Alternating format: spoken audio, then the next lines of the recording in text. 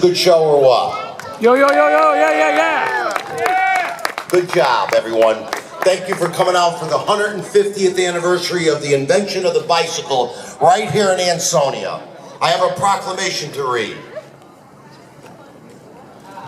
On April 4th, 1866, Ansonia resident Pierre Lallement tinkered with the device known as the dandy horse by adding a spring-mounted seat and a foot crank for propulsion. This new device was recognized to be the first modern bicycle. On that date, Lamont went to the first historic bicycle ride down here on Main Street, Ansonia, over the bridge spanning the Naugatuck River, and proceeded down to the city of New Haven. So on this 150th anniversary of the invention of the bicycle, I, the mayor of the city of Ansonia, Connecticut, decree that this day be known as Pierre Lallement Day. Congratulations, guys. Yeah.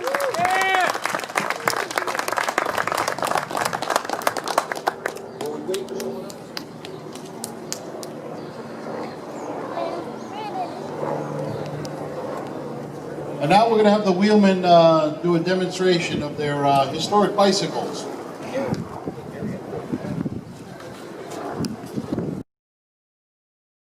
We appreciate we're the Wheelmen, which is an international group that collect, research, and ride antique bicycles pre-1918. We're a family-based organization, so we have multi-generational families riding various old bikes. We have about 1,000 members around the world. We appreciate you coming out.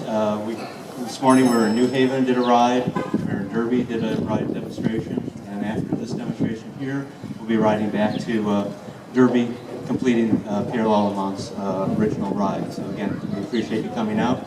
Tomorrow we're going to have a historic ride through New Haven, meeting down at the Green at 10 o'clock, going for about a 10-mile ride. And then in the afternoon we'll be at North Haven at the Best Western. We'll have an antique bike display and lectures from 1 o'clock until 6 o'clock, and it's all free, so you're all invited to come out. Thank you very much. We're going to do a demonstration here of some of the antique bicycles, starting out with a hobby horse. We have Dave Gray here riding a hobby horse. Carl von Joyce over in Germany was messing around with a couple of pair of wheels and attached a pair of some wood to it. And this is what he came up with, a hobby horse. Basically a device where you could coast and treadle, just wagging your feet on the ground here. The most proper way to sit is just so that your toes touch the ground. And then you push off and you're able to coast down the road. The roads were not very good, so it wasn't very practical. It was a very hard ride, basically using wagon wheels with steel tires. He had limited success with it in Germany and also went to France in 1817, 1818, and it came over to America. It was improved in England with Dennis Johnson. This is a Dennis Johnson copy made in England. It came to America in 1819. Again, we had very bad roads, so very limited use. There was a hall in New York City where you could run one of these and go around in circles inside. Thank you very much, Dave.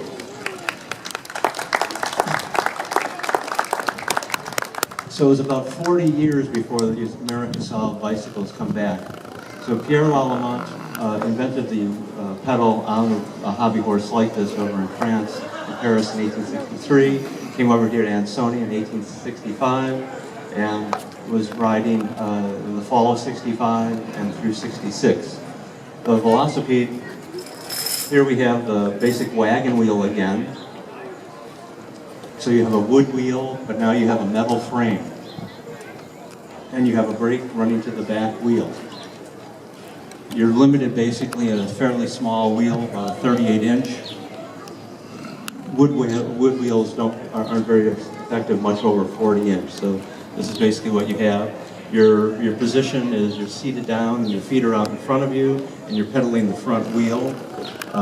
It's not very efficient compared to a conventional bike today because you have to constantly counteract your foot action with your arm action to keep the wheel going straight.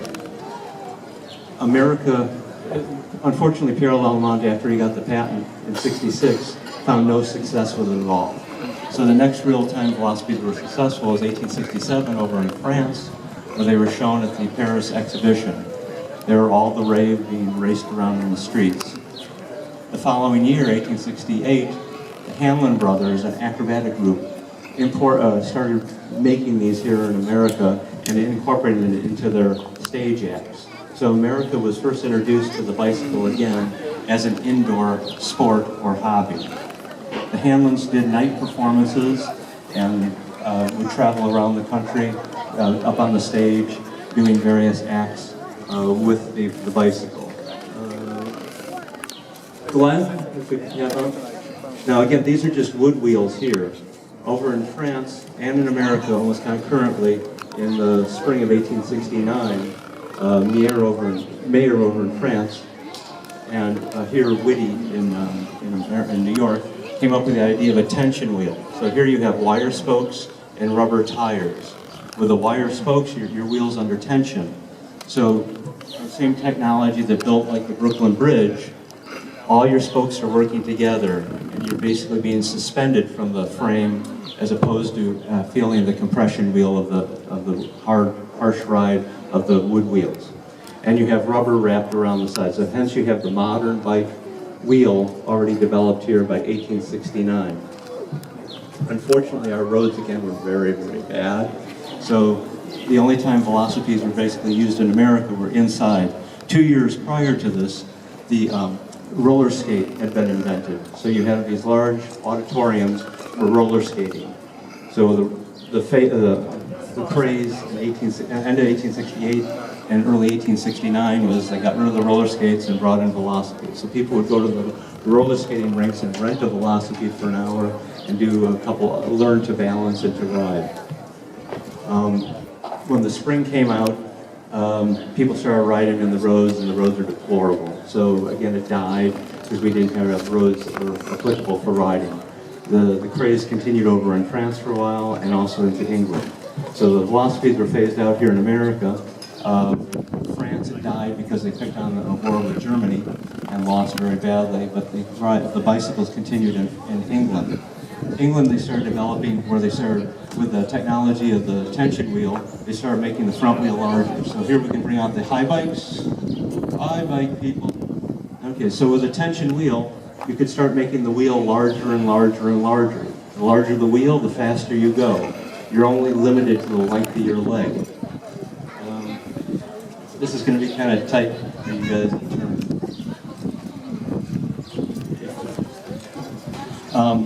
You bought a wheel according to the length of your leg.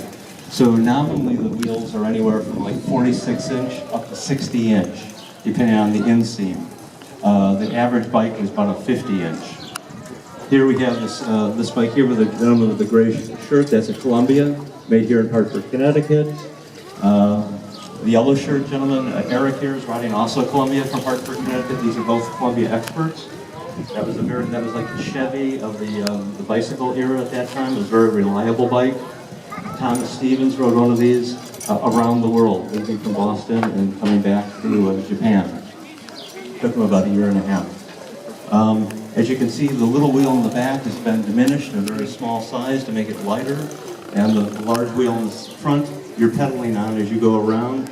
This tight turn here, you'll see them move their legs out to the side so the big wheel doesn't cut into their thigh. There is a brake on some of the bikes up on the front here. It brakes the front wheel. We didn't use the brake very often because if you grab the brake, you'll do a header. A header is when you stop, you run into a curve or a rock, and the next thing that knows, your rear wheel goes up into the air and your head hits the pavement. Very nasty. That's your classic header. So again, we thank everyone for riding their high bike. The problem with the high bike, of course, was the safety factor, and that women could not ride, so that they were all in dresses, proper Victorian garb. So they introduced the safety bike over in England in 1885, attaching a chain to the rear wheel, and then they were able to make a much more efficient bike. Here we have trick riding, just pedaling on one pedal. Okay, if we could bring out some of the safety bikes, please.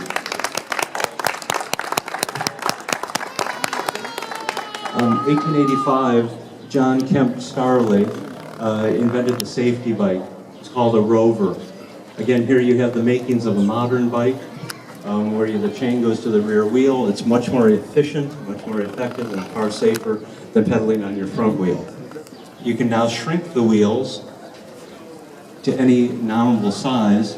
By using the chain, you can gear them up. So the big wheels, if you had a 50-inch wheel, it was geared to 50-inch. On a small bike, you can have a 30 or a 28, and by the use of gears and chains, you can gear it up to whatever you wish. Far more efficient. Also, Lee here has a drop frame bike, a ladies' bike. Down in Washington, D.C., Owen came up, he had a wife, and the wife wanted to ride with him. She didn't like the fact that he was always higher than her. So he came up with a drop frame bike like this where a lady could remain Christian and ride with her long dress. Now, by offering ladies the ability to ride a bike, you all of a sudden doubled your riding population, which made the manufacturers very happy. So the bicycle craze here in America started pretty much around 1893. The year prior, the pneumatic tire had been introduced, and it made the ride much more comfortable and easy to ride. These bikes have single tube, so you don't have an inner tube. You just have a single tube, which the tire manufacturers liked because they were very expensive. The inner tube, which is much cheaper to replace. Unfortunately, America went with wood rims and single tube tires all the way up to 1932. As you can see, the modern bike really hasn't changed that much. You had the diamond frame introduced it became pretty much a standard by 1893, and of course continues today on many bikes. We do thank you very much for coming out. Oh, yes, okay. You're gonna do a shoulder brace? Or, I don't think you have. Okay, the high bikes are gonna come out and come down with a shoulder brace. Again, we do appreciate you coming out, and we enjoy being in Ansonia, where Pierre Lallement lived and rode, and we appreciate you inviting us out here to be with you today. Here we're going to have the high bikes are going to assemble here, and they're going to do a shoulder brace. When the high bike was introduced, it was pretty much an all-boys sport, and all boys like to show off as much as possible. So here we have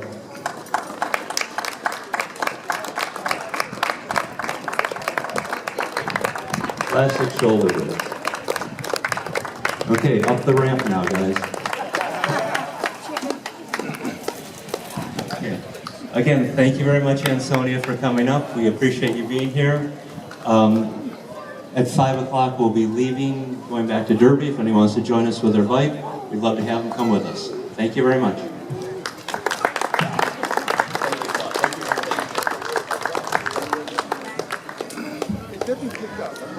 Thanks, Perry. Let's see, next is, I guess, the BMX.